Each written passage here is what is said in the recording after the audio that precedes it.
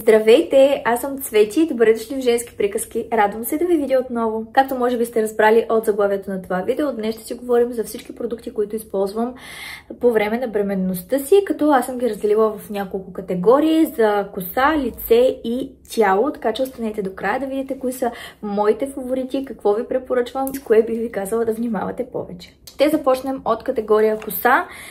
Продуктите, които ползвам отскоро, скоро те вече са почти празни, са тези два шампуан и балсам на L'Oréal Elvive Growth Booster.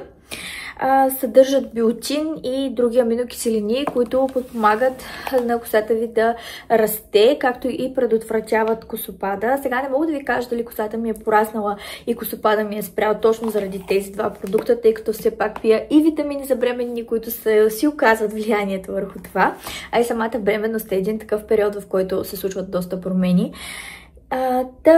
Доволна съм от тях, защото косата ми изглежда здрава, бляскава, мека, което е много важно за мен, както и скалпа ми не се омазнява толкова, колкото се омазняваше преди от други продукти, които съм ползвала.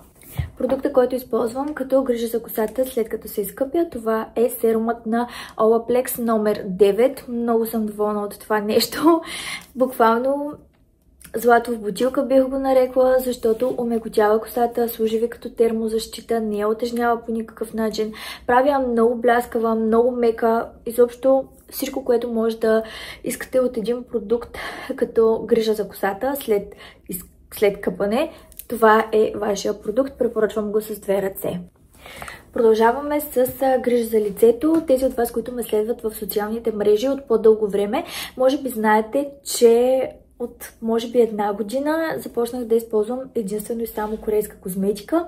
Като предисторията е доста шарена. Майка ми от почти 2 години се опитваше да ме убеди да започна да използвам корейска козметика, но аз се дърпах, по не знам каква причина, може би защото ми се виждаха много скъпи и продължавах да си използвам другерийните марки. В крайна сметка обаче реших да се престраша, да отделя някакви парички и от тогава не съм спряла наистина да използвам корейската козметика.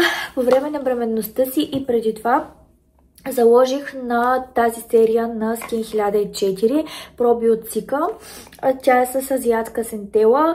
За по-зряла кожа се препоръчва принципно, тъй като моята кожа е малко по-суха. Реших да заложа първо на тези продукти. Тези вече са ми празни. Започвам с серума. Нанасям първо серума, то е ампулата. След това крема и завършвам с околоочния им крем. Това е за вечерната рутина, като през деня след всички тези продукти слагам и слънцезащитата на същата марка Skin 1004. За мен това е една от най-добрите слънцезащити на пазара.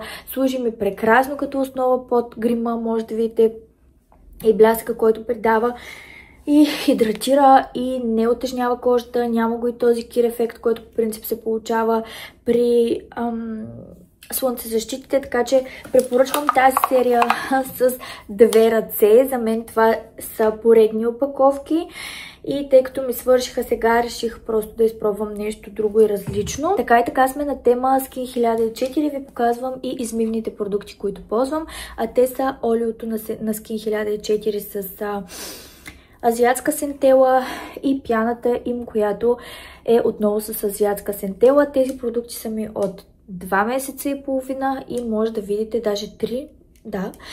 Така че може да видите долу-горе колко съм изхабила от тях. Много са икономични.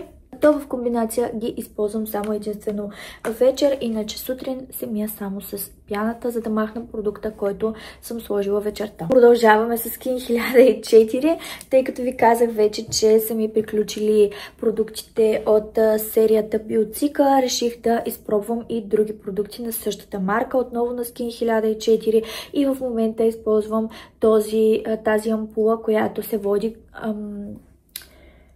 изравняваща тена и този крем, който им е обикновения крем. Много съм доволна и от двата продукта. Кожата ми също много ги харесва и не им реагира негативно по никакъв начин, за разлика от продуктите на Cosrx. Дойде момента, в който ще ви разкажа и това, което много ме разочарова като продукти, тъй като им правят огромна реклама. Много са нашумяли, особено в TikTok. Реших да инвестирам и да си купя серията. Явно карам всичко на серии, не знам, но си купих серията на Cosrx с есенция от охлюви. Като под серия имам предвид околочният им крем, кремът за лице и серума. Не ми се отразиха добре. Аз съм човек, който няма проблем на кожа. Дори в пубертета не съм имала пъпки, но тези продукти, не знам дали в комбинация или не, ми докараха пъпки около в тази част на лицето, по бузите, които бяха подкожни и дори бих казала някои от тях болезнени. След като дадох шанс няколко пъти на тези продукти, разбрах, че трябва да се използва особено серума на влажно лице, пък после на мокро лице, пък после на сухо лице. Правих си експерименти просто с лицето си, но просто не се получи. Може да видите колко съм използвала. Между другото, продуктът е икономичен и може да видите колко шансове съм му давала на този продукт и не само. Единственото хубаво, което мога да кажа е за околочния крем за ежедневна употреба, в смисъл за през деня е много лек, не се усеща и ми харесва. Може би само него ще продължа да си ползвам. За съжаление, тези два продукта не са за мен. Следващия продукт, който ви показвам, това е Blooming Belly душ гел. Много приятен и нежен аромат, натурален продукт, не съдържа сулфати. Създаден е за бременни, така че доволна съм. Харесва ми. Това ми е втора опаковка. За интимната грижа съм се доверила на Матернея. Мисля, че всички го знаем, този лосьон много е популярен. И разбира се, най-хубавото съм ви го оставила за най-накрая, а именно олиото на BioOil и то натуралното олио на BioOil. За мен това е най-добрият продукт против стри на пазара. По-добър продукт просто не съм използвала. В началото с първата ми бременност нямах нито една стрия, нито по гърдите, нито по корема, нито където и да е другаде. Но започнах да използвам това олио още в момента, в който разбрах, че съм бременна и приключих да го ползвам може би 3 или 4 месеца след като родих. Същото нещо ще направя и сега. И сега започнах да го ползвам още в момента, в който разбрах, че съм бременна и ще продължа да го ползвам и след това, тъй като много хора използват цялата тази козметика против стрии, докато са бременни и след като родят изведнъж спират да я ползват. Идеята е да продължите да я ползвате и след това. Това е моят съвет към вас, тъй като тялото тогава е най-стресирано, кожата ви става най-суха и е най-податлива именно в този момент към стрии. Също важи и за гърдите. Ако сте решили естествено да кърмите, дайте на гърдите си 3 месеца, мъжете ги поне 3 месеца, докато ви се напълня, докато ви се регулира кърмата и така нататък. След това вече, за да нямате след това проблеми с стриите. Ако трябва да си избера само 3 продукта, които да ползвам, това биха били BioOil, абсолютно на първо място, абсолютен фаворит. След това серума на Olaplex номер 9. Абсолютен фаворит.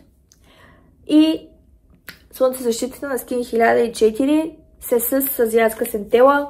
Най-добрите продукти за мен на пазара.